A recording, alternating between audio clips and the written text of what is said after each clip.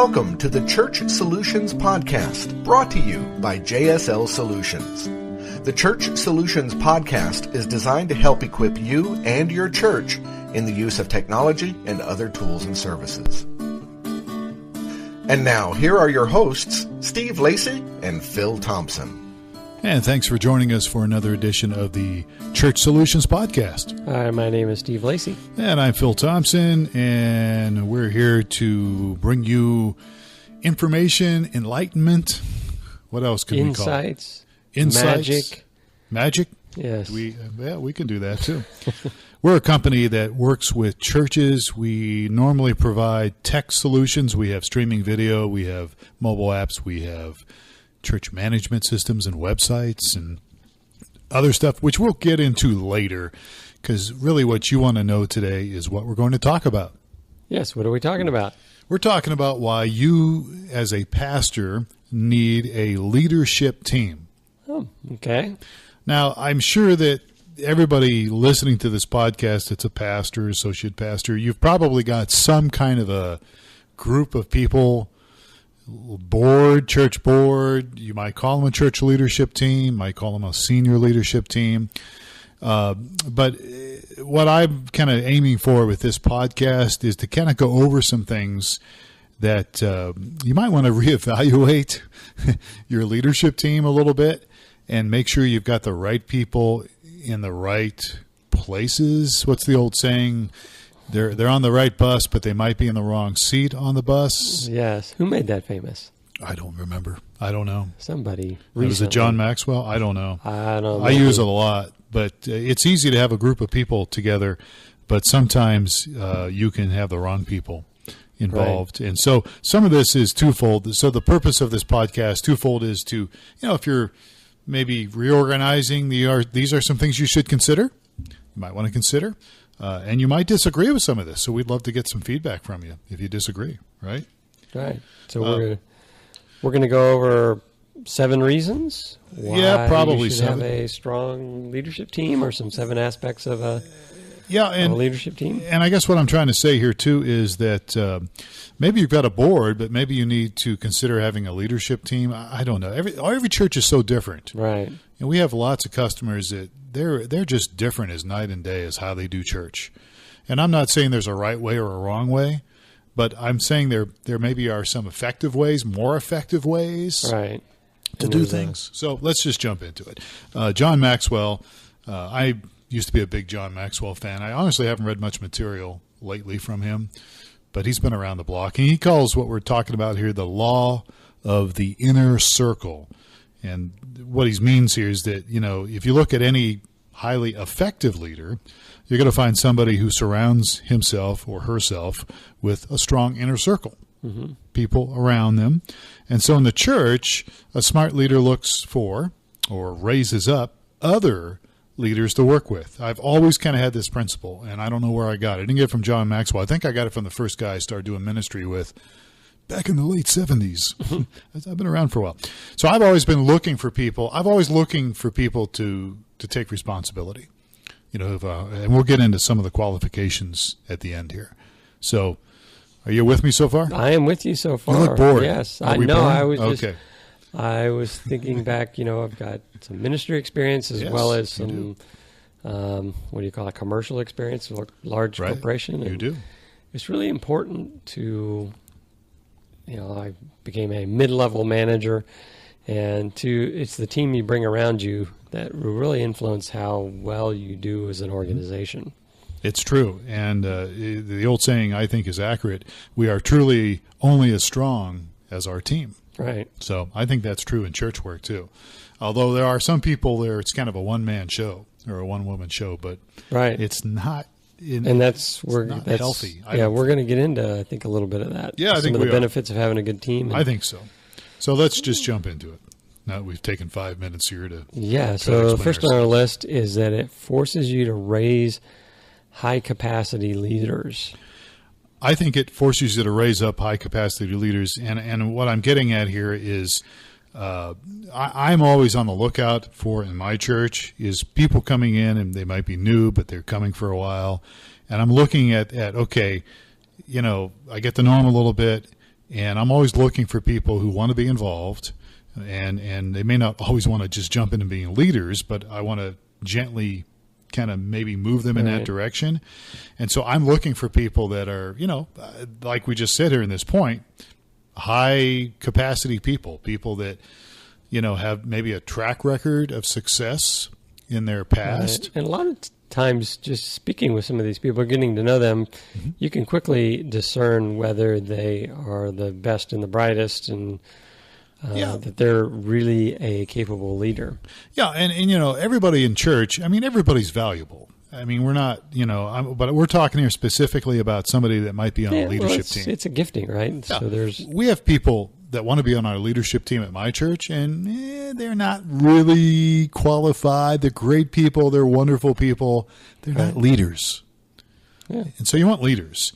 And so if you have a leadership team, or you're considering having a leadership team, or considering organizing or reorganizing, it forces you to look, and to raise up. To be scouting. And then maybe take some of these people under your wing a little bit, right, and begin to give them some small dosages of responsibility and leading, and see how they do. I don't know. But I think it's one of the things I think we need to look at. So let's move on.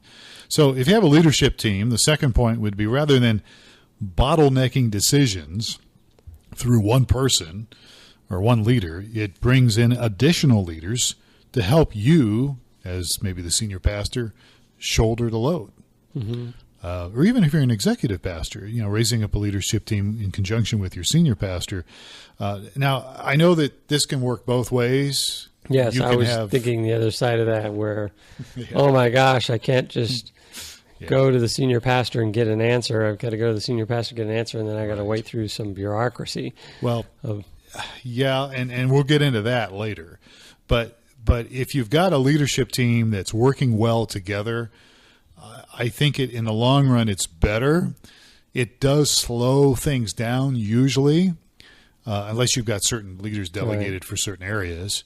But I think it does maybe slow things down a little bit. But sometimes you can work with a leader who's just overwhelmed, and if it's a one-person show, they're overwhelmed with decisions, and a lot of times they table those decisions because they're overwhelmed. And I'm not sure it's on our list or not, but you're going to get better decisions too. Well, and that's what's it's on the list. Oh, it is on the list. It's on the list. But okay. So it won't bottleneck if you've got a good team put together and you've got people that understand their roles and are in unity, which we'll get into it a little bit here. Then I think things can move along smoothly. Right. Is it going to be a little slower than one person always making the decisions? Probably so. But that leads us to the next point, and that is, if you have a leadership team, it's going to keep your church from making these stupid decisions or spontaneous decisions that may not work out so well. I've worked with people that they made these spontaneous decisions, and it was not good in the long run. Mm-hmm.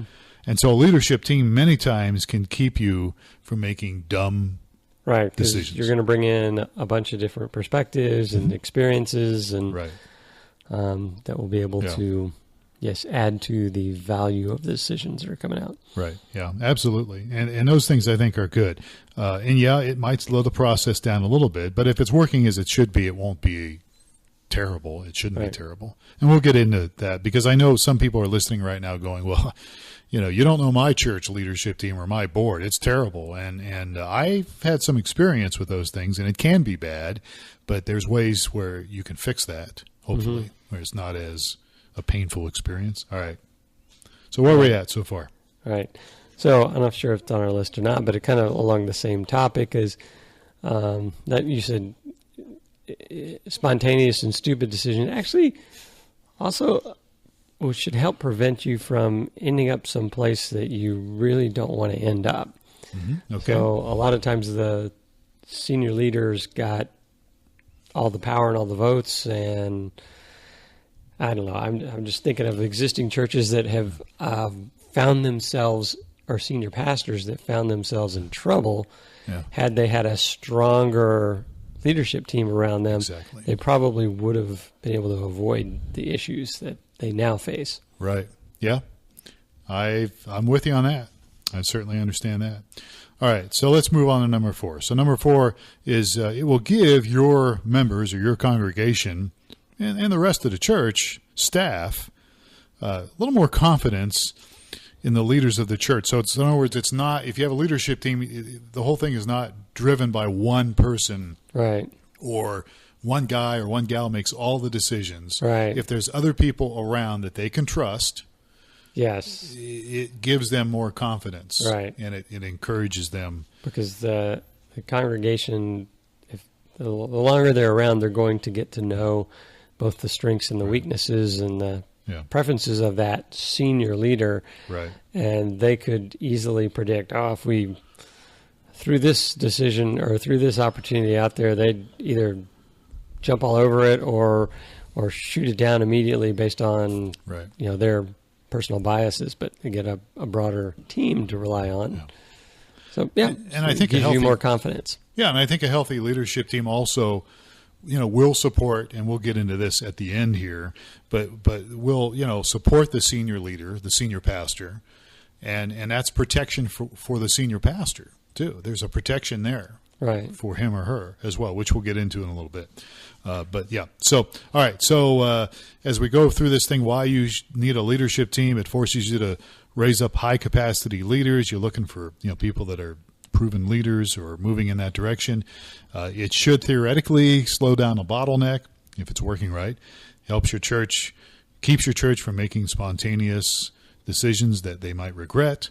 And it would give the congregation and the rest of the church staff confidence. And number 5, it increases good communication among staff and volunteers.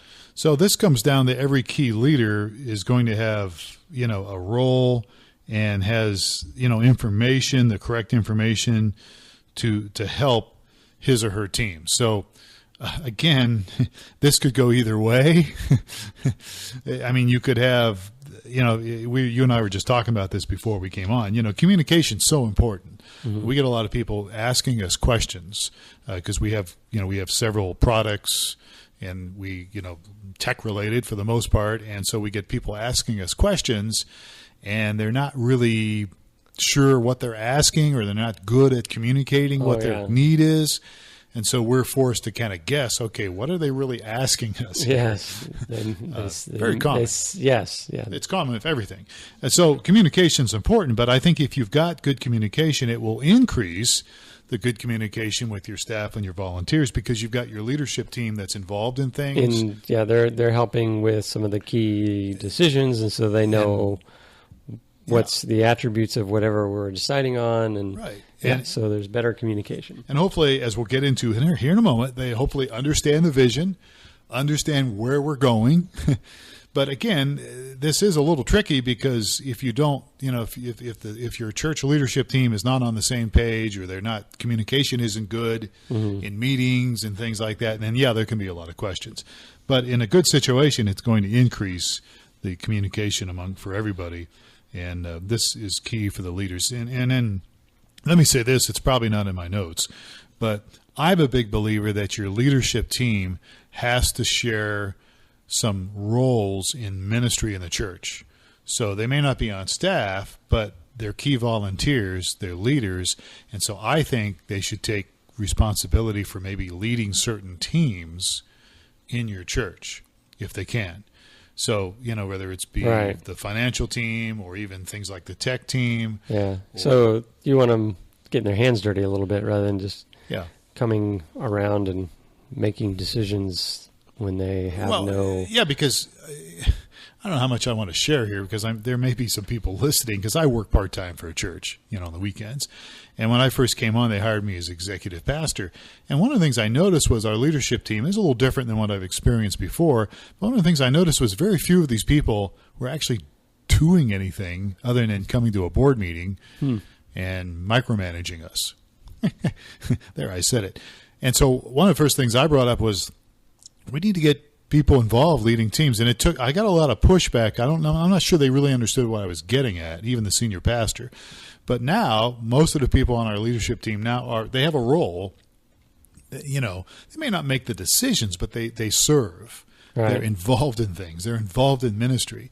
So it's much easier now when you have a leadership team meeting. It's more of a leadership team meeting instead of a board meeting, if you get what I'm saying. Right. Because people understand, okay, yeah, I'm leading this small group. I understand how hard it is sometimes in this small group or, and to do small groups. I'm leading this team, leading the ushers and the greeters. So I understand how hard it is sometimes to get volunteers and get the right volunteers. You know what I'm saying? Right. Whereas you're just sitting on your hands and I know this is hard. I'm probably opening up a can of worms for a lot of people here, but people have got to be involved in doing things, not just sitting around. Right. And I think leadership teams need to be, involved. So anyhow. So number 6 on our list. It provides a leadership team, a healthy leadership team is probably what I should be saying here. A healthy leadership team provides an already established council of advisors. So when, something bad happens, tragedy happens, or God forbid, a scandal happen in your church, they are there, and hopefully they're well established, and they're going to be there to help the church navigate through a difficult process. Right. And that could include, maybe the pastor changing the pastors, if the pastor gets ill. Right, because comparing a strong senior pastor, which is maybe would most likely be the senior leader, without a leadership team, scandal comes around, church is in a high risk of just failing and going under, right? And splits and divisions. But if you have a strong leadership team, and even if there's a scandal or problems at the senior level, people can kind of maintain some confidence and go, oh, we've got a good leadership team in place. Right. They'll make the right decisions regarding this issue. Absolutely. So I think that's a really important thing to have a leadership team. And again, I know there's probably some people listening here that are pastors, associate pastors, and say, well, our church leadership team looks nothing like this. What do we do? And we'll get to that in a moment, but it's a challenge. You would have to make some slow progression there with people that are already on. But let's wrap up point number 7. So point number 7, churches that have a unified leadership team are growing twice as fast. Okay, now I don't know where I got this those that do not. Yeah, where did you get that? I failed to put it in here. So let me back off it and say, from my experience, churches that have a unified leadership team are growing. Maybe not twice as fast, but and I'd have to dig up this stat. I'm sorry I didn't put it in here. I meant to put it in. But the truth is, in my opinion, what I've seen is that good, solid leadership teams help the churches grow. And they will grow and they will be more healthy than those who are not. Right. And I've experienced both. And it's not good just to have a one-man show or even just... or a one-woman show. Yeah, or even... I'm going to step on some toes probably here, but even if it's just, there's a lot of churches that have kind of, especially some of the, well, it doesn't necessarily mean small churches. A lot of churches have a husband and wife team. And that's fine, but you still want to have a leadership team, because that can, a good leadership team protects a husband and wife that are in ministry too. But anyhow, let's move on to my little sub point here. So this is how to set up a good leadership team. So if you're going to set up a leadership team or you're talking about making some changes, here's some criteria that you might want to consider. And, you might not want to make these changes right away, but maybe you can slowly begin to make some changes. If you're going to have somebody on your leadership team, you need to look at these 5 points. The first one being spiritual maturity. They need to be mature, both spiritually and intellectually and whatever. They need to be mature people. Doesn't mean they have to be 60 years old. Right. But they need to be mature people. Yeah. I've got a little experience with this. A church that I was a part of in California, senior pastor assigned someone that was a fairly successful business person in the community and somewhat influential, and put them on the leadership team, but they were not a spiritually mature leader. Right. And that actually turned out to really cause significant problems in the church. Yeah. So it was, it pretty much led to the split and demise of the church based on that one selection. Yep, I've seen that happen. There's one here in Tucson that did the same thing, and I've seen that happen. And it's so there needs to be some spiritual maturity on that person that you put involved in your leadership team. The second one is what I call the agenda harmony. So the agenda harmony would be something I would call it, whereas, you're on the same page on how to kind of move the church forward. Yes. And what you're trying to accomplish. Does this have to do with everyone's agenda, hidden agenda? Yeah, I Making think, sure that all the agendas are aligned? Yeah, I think there needs to be, everybody needs to be on the same page as far as, where the church is going, the direction the church is going. And depending on how your church is set up, I mean, the way my church is set up is the staff pretty much makes day-to-day decisions and even kind of sets some vision. But the leadership team kind of, we have a set of what we call, I don't know what you want to call it, not necessarily covenants, maybe, I don't know, but they're a set of here's what we want our church to be. And so part of the leadership team does is kind of help make sure we're staying on that course. But how to get there, a lot of that has to do with the staff, So the and staff who you bring up, in. What's Right. that? And who you bring in. Yeah, who you bring in, So the agenda, I mean, everybody, we need to be on the same page. And so if you're looking at somebody to be on your leadership team and, you maybe start, before you put them on, maybe start talking to them a little bit about your vision of your church and how you do things and where you see yourselves going. If that person is totally bucking you or they have a strong agenda and passion for something that might not be shared, I can see where somebody may come and say, this church should all be about children's ministry, and we need to just focus on children. The children's the way to reach the family. And they say, well, I'm going to get on the leadership team so I can steer the church this way. That would be a recipe for bad news. I had a church split. I mean, when I was pastoring in Kansas about 6 years into it, we were doing pretty well. And one of my guys on my leadership team, he kind of, I don't know if this was always his agenda. It didn't seem that way for the first couple of years, but he got involved in a movement that was really different than what we were in. And it was a movement I was familiar with that I'd been involved in many, many years before, and it just was not where we wanted to go as a church. But he was bound and determined to make this thing happen. And so he ended up splitting our church.